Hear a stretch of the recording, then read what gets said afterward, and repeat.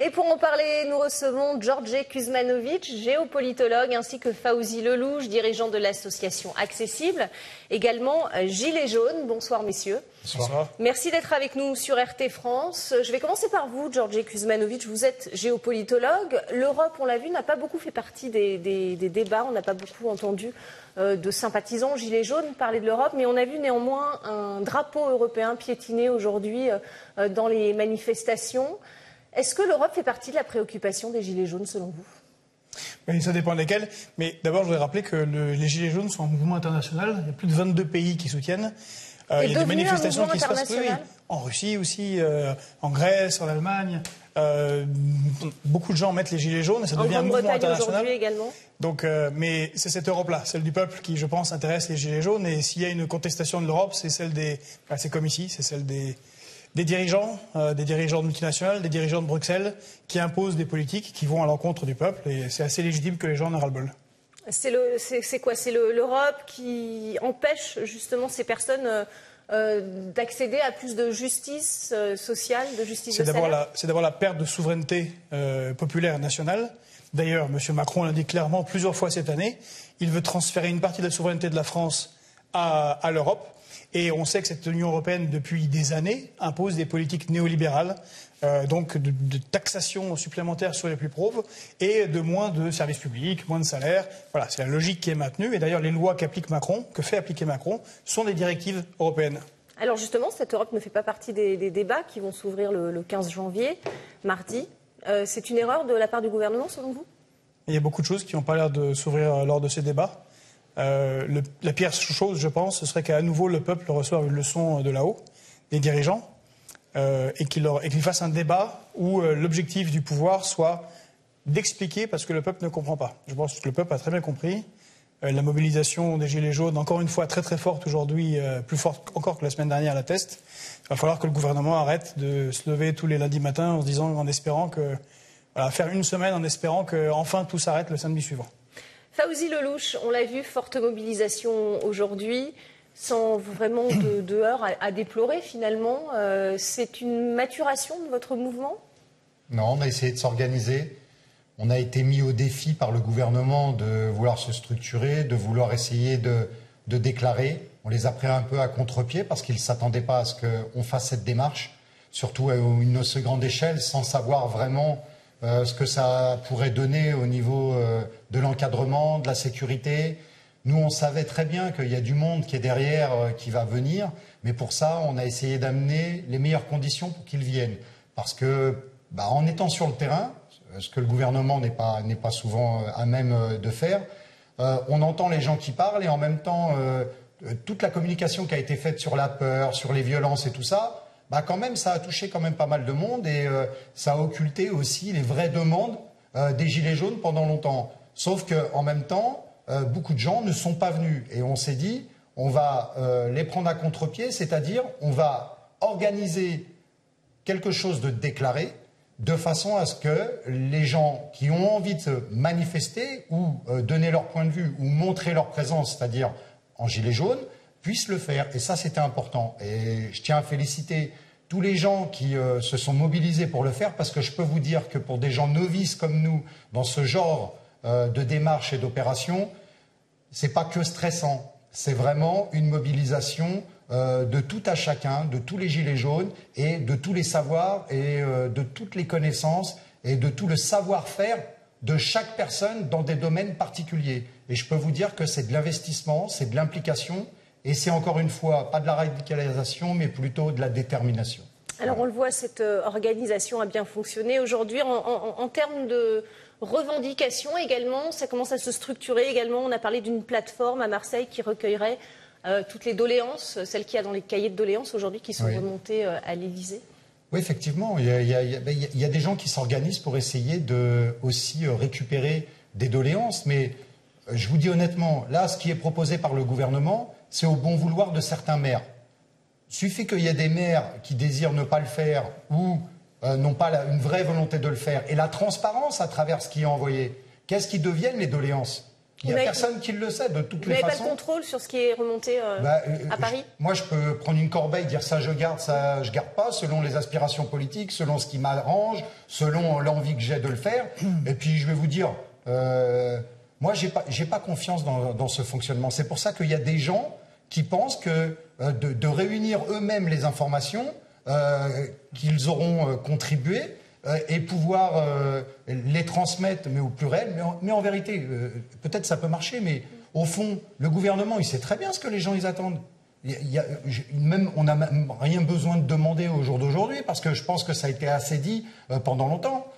Le problème de ce gouvernement, c'est qu'il ne met rien en place pour répondre à toutes ces demandes. Donc là, il gagne du temps, il veut nous décrédibiliser, il est sourd et il est inaudible. Parce que lorsqu'il s'exprime aux Français, le discours, c'est toujours le même. Voilà. Et en plus, il y a un rejet de responsabilité du gouvernement. C'est toujours la faute aux autres. À un moment donné, quand on prend les responsabilités, il faut les assumer. Et ils ne les assument pas. Et en même temps, ils ne prennent aucune décision qui pourrait améliorer l'ordinaire, changer les choses. Voilà, c'est de la passivité. On essaye de prendre des mesures qui réagissent en fonction des événements. Voilà. Et ben, on leur a prouvé aujourd'hui qu'il y avait du monde. Moi, à un moment donné, on était sur Charles de Gaulle Étoile. On avait filmé pendant 30 minutes un cortège qui allait du bout de la rue jusqu'à Boulevard Haussmann.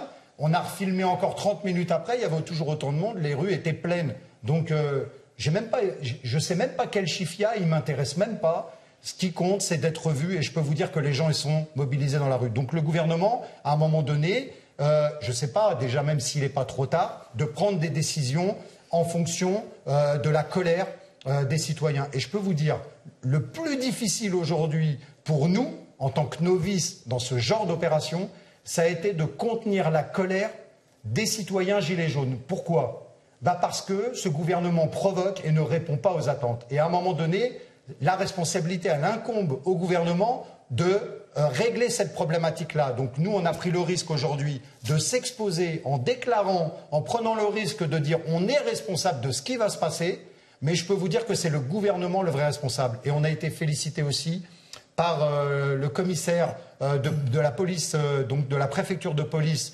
pour cette réussite. Et on n'a pas vu, nous, sur Paris, de provocation des policiers aujourd'hui.